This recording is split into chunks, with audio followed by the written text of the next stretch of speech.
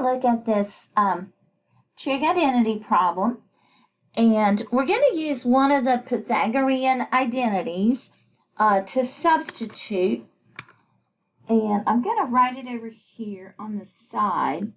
The one I'm going to use is tan squared theta plus 1 equals secant squared theta. All right, and we'll go ahead and do what they ask us. So this we're asked to multiply. So on the numerator, we'll just distribute. So we have sine theta times secant theta. And I'll just write that and leave it as it is right now.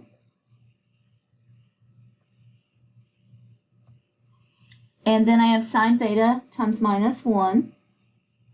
So that will be minus sine theta.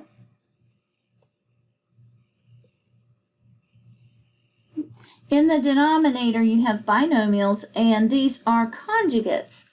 So remember, you can use the little shortcut here. The outside and inside will cancel from the FOIL. So you're going to have secant squared theta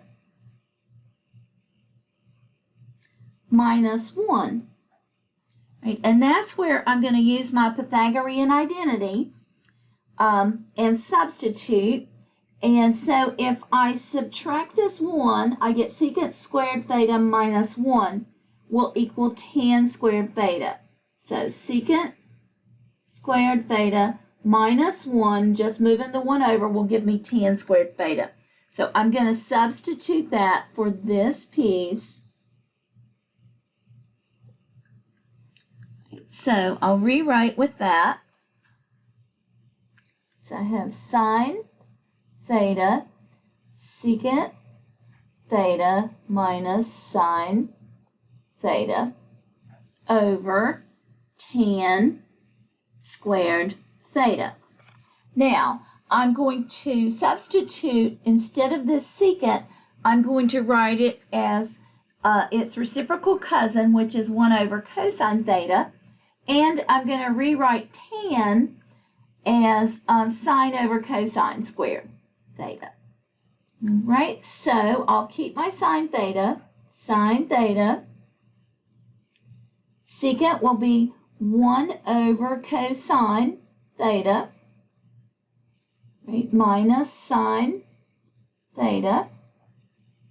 All right, and this will be sine squared theta over cosine squared theta. All right, and so now I have a complex fraction that looks even worse. I am going to clear this complex fraction by multiplying by the common denominator of these denominators. So I'm going to have to use cosine squared theta. So I will do that up here, and I'm going to do it just beside each term.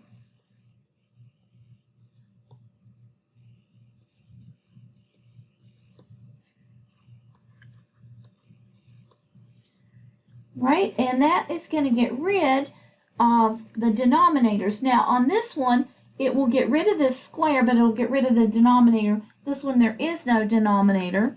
So let's clean up and see what we have. So now we have cosine theta sine theta.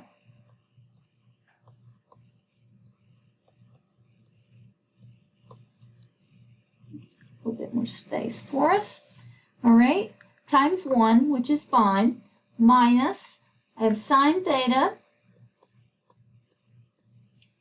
cosine squared theta, and this is over sine squared theta.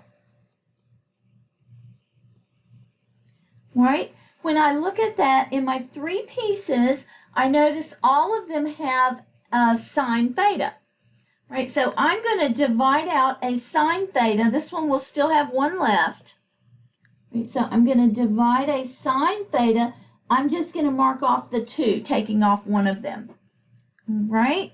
So now I have cosine theta minus cosine squared theta over sine theta. Now, I am going to break that apart and make two separate fractions at the sine. So I have cosine theta over sine theta minus cosine squared theta over sine theta. Now, if you remember, the definition of cosine theta over sine theta is cotangent theta, right? And if I work on this one a little bit, if I take one of those cosine thetas off, that would leave me a cosine theta over sine theta. So I'm going to take one of those off, and then I would have cosine theta over sine theta. That would leave me cotangent theta, but I would still have another cosine theta. All right, so I've rewritten this. Let me write it on the side. So this is equal to cosine over sine theta times another cosine theta. So I've just broken this cosine squared theta up into two of them. And that is how I got this piece. There might be another way to do it. That is what I saw.